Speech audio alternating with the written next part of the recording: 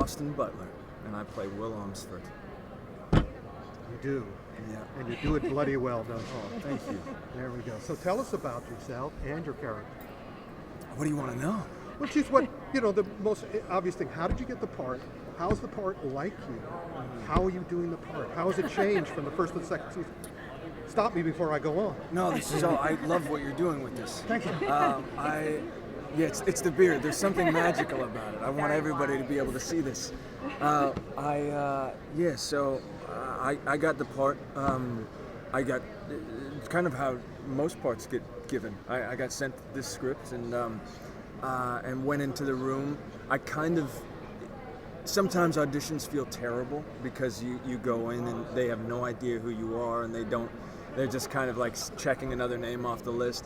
This, they had seen something that I'd done. I think Al had watched the Carrie Diaries or something, and so coming into that, it was a nice experience in the room because they already kind of had me in mind.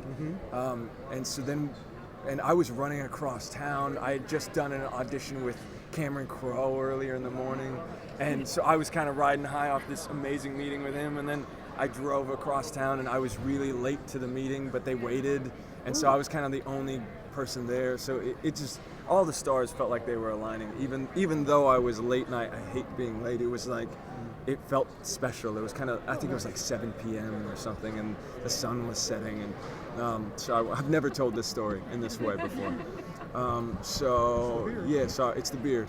So I went in there, and and it's something about it resonated with me. I mean, Will being season 1, he's very much the fish out of water. He's the outsider where he's never felt at home really, and I've definitely felt that. I mean, I remember growing up before I met any actors, I was like, I don't fit in with the sports kids. I just didn't feel like I fit in. I was very much a loner, and then at a certain point I felt like I found my tribe, and I started meeting people that connected on the same wavelength that I did, and that was such a nice feeling to not feel alone, and so that played into it a lot, kind of feeling uncomfortable in my own skin for years, and then having to dig down inside and find where the strength is inside. And it really, like for Will, it really started, he lost his mom, and I've gone through some really close things, and that caused me to have to dig in and say, what am I living for? When you experience that sort of pain, what's life about? And so, but I mean, it sounds super deep and weird. It's like we're talking about a fantasy show, but that's what I always look for. I'm looking for, like, that's what kind of attracted me to it. And sometimes it works, sometimes it doesn't. But at its core, that's what I'm shooting for with Will is to find that core of truth that I've felt inside of me. That. And of course, for people on a fantasy show, it's reality to them. Completely. So. Yeah. So between the first, go ahead. You brought a sense of innocence, to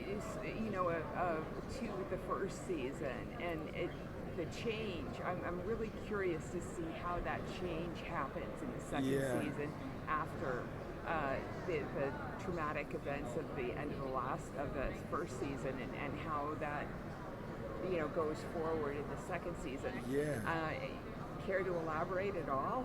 I mean, that was something that I thought about a lot. We had a lot of time between filming the 2 seasons, and but it wasn't until maybe a month or 2 before that I even saw a script for season 2. So I didn't have a lot of time with it. So I had a lot of time to ruminate on what I thought I would do.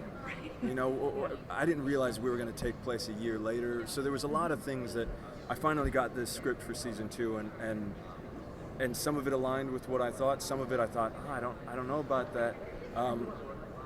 But then through the process of letting that marinate, it really came down to, I didn't know how different I wanted to play Will from season 1 to season 2, but because it is a year later, And so I just really, I played with that feeling of despair, the feeling of like I'm doing my best, but what am I here for? And that was really interesting to have the same character, but then really dig into that. Think about like when life starts getting really messy and we start changing as humans. What is that? Are we the same person? Can we find love again? Can we find hope again? And so finding that through him as well was really therapeutic and empowering in my real life as well, because I then had to find the despair and then find the hope, and that was really powerful. What has the fan response been, and how do you connect with your fans, and then also tune out the noise when it gets to be too much? Like, I'm sure people weigh in on the character and like some things and don't like other things, so or the plot. I mean, for the most part, the people who, I'm not a big social media guy. I'm not on there very often. I don't really read stuff. I feel like the ones that always stick in my mind are the ones where somebody's saying something mean, and so I try to just not. Yeah, exactly. I try to stay off of it. So the people who come up to you on the street, those are the ones that I tend to be the ones that I interact with. And for the most part, nobody's like, I hate what you do. Not in person, right? I get to, people can hide behind their screens and say that, but so I've had lovely interactions with people and also a different audience than I'd ever experienced from previous things that I've done. Grown men on the street walking up to me and saying that they love the show, and not even asking for a picture, but just saying something nice and then walking away, and that's such a, it feels very good. That's awesome. And what's it like being here with the show? Oh, it's cool. I mean, Comic-Con is just, no matter where you are, it's just such an exciting thing. I love it. Yeah, so how does the network changes affect your, performance or production? I mean, from MTV, it's a different demographic to Spike. So did that change the way, which you mentioned about grown men going to, at least Spike is known for, having a male audience. That was the thing. I mean, even being on MTV, I was really shocked actually at how many more grown men probably came up to me than on the street than anybody who had seen it. And I don't know if that statistic is at all real in the real life, but just as far as people who walked up to me, I really think that it's an interesting move going to Spike, which is more of that masculine skewing. Younger.